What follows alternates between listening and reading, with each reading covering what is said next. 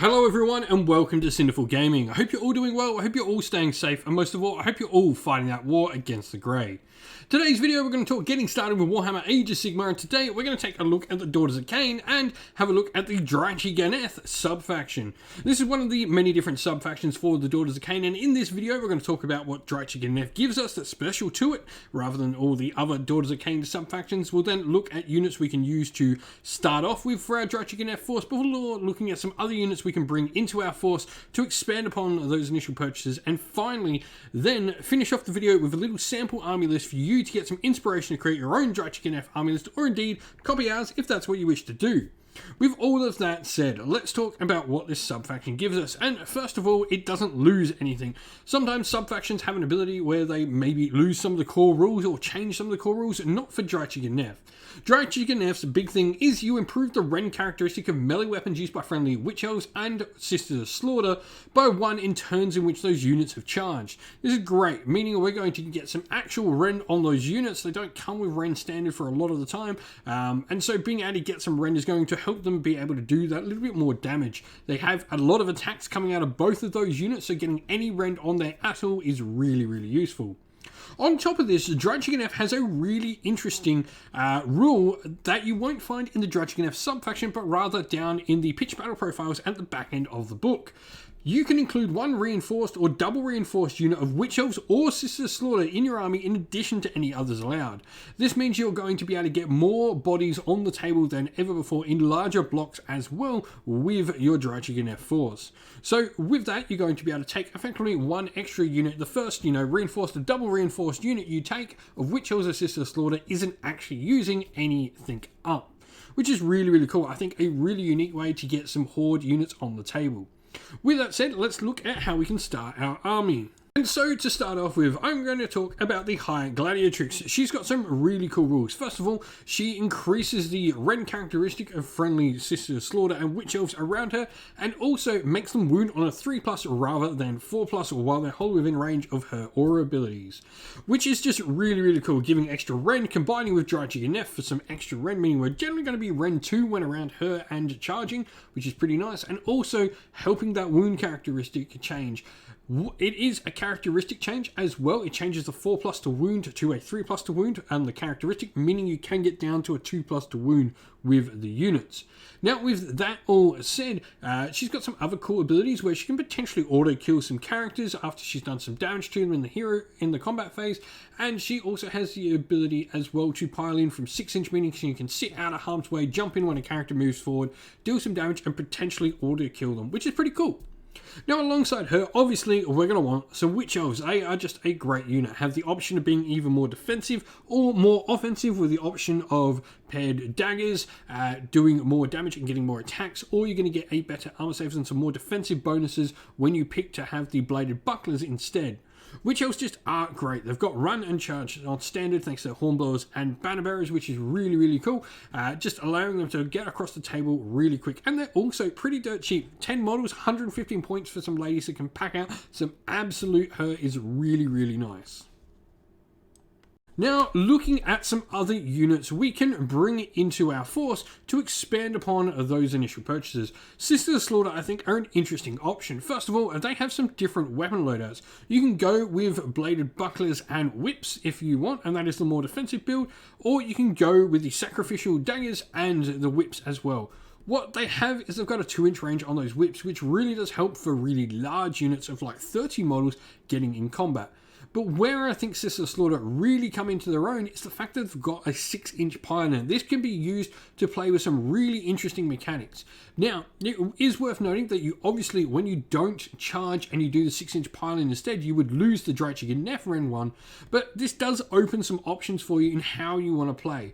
Not to mention, along with the High Gladiatrix we've already got in the army, they definitely have a place to potentially be used, because High Gladiatrix would give them the Rend 1, they just wouldn't receive the Rend 2 for charging. So there's definitely some options and things you can play around with to make Sisters of Slaughter work. Now, obviously, because we have got Witch Elves, it's going to be buff wagon time and powering them up in various different ways.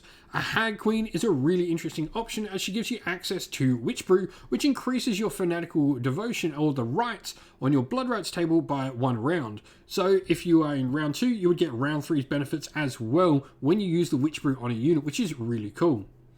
You then have the Slaughter Queen, who, while she doesn't have Witch Brew, gives you the option to potentially attack in the hero phase, which can be really, really interesting, mainly because it will ignore things like all-out defense and all of that. A lot of command abilities only work in the combat phase for defending against, so some nice things to get through some extra damage. On top of that, both of these ladies are priestesses, so they're going to get access to a bunch of different prayers, and Daughters of Khaine have some really cool and interesting prayers available to them. Both of these models also can go on the Cauldron of Blood, which has some interesting things. First of all, and not least of all, the giant avatar on the back can absolutely smack in combat. But on top of that, you're going to provide some bonuses to Priest around thanks to that avatar, and you're also going to provide the Blood Shield, which gives +1 to save to all Witch Elves and Daughters of Khaine around it, which is really, really cool. So definitely some interesting options you can play around with here.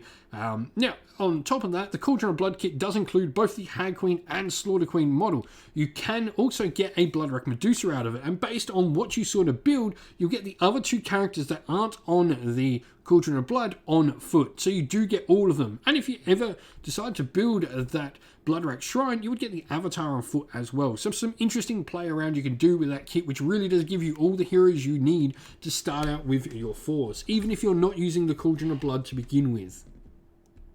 And so this is our little sample army list of the Draichi Ganeth. Now, we've gone for Hold the Line as our grand strategy. We have a ton of bodies in this army, so it makes perfect sense. High Gladiatrix is going to be our general. She's going to have the command trait Zealous Orator, which I think is just amazing, especially for having this many bodies. What this allows you to do is when you use the Rally Commander with this model, models are replenished rather on a 4+ rather than a 6+, so you can really get heaps of models back into your units. Now, on top of this, we've gone for the Crown of Woe, which is a really interesting artifact. It's a 9-inch aura that stops your opponent being able to use their own rally and inspiring presence. On top of this, if you ever manage to kill a model, it increases to a 15-inch range. Really cool with that High Gladiatrix and her ability to stay out of combat, pile in 6 at the end of combat, just nick off a model in a little cheap chaff unit and do some damage, or potentially even kill a hero. If she does that, you know, pretty cool way to get your Crown of Woe working. We then have 2 Hag Queens. They're going to have Catechism of Murder, which is exploding 6s, meaning every time we roll a 6 to hit, you'll get 2 hits instead of 1, and then a prayer called Blessing of Khaine on the other Hag Queen, which allows you to re-roll your Fanatical Faith rolls, your ward saves that the Daughters of Khaine Allegiance ability provides you. Not necessarily the greatest when it's a 6-up reroll, but definitely comes into its own when you start getting that 5-up reroll, whether earlier in the game or later in the game. They're also both Hag Queens, so this means we've got 2 lots of Witch Brew in here for bolstering 2 different units. Now, we've got 3 units of 20 Witch Elves. Now, don't forget, Draichi Ganeth allows us to take one of these units in addition to the others, so we've got a ton of Witch Elves on the table. 60 Witch Elves is going to be incredibly powerful, just charging across the table, yelling all sort of murderous prayers to Khaine. Everything is wrapped up in a battle regiment. Now, you certainly could, if you want, with the loadout in the army, you've got the option to get another artifact in there. But for me, I don't think any of the artifacts really help at this point in time. And it's really important to get those Witch Elves across the table as fast as possible, making them the threat and not your characters, and able to do that damage nice and quick.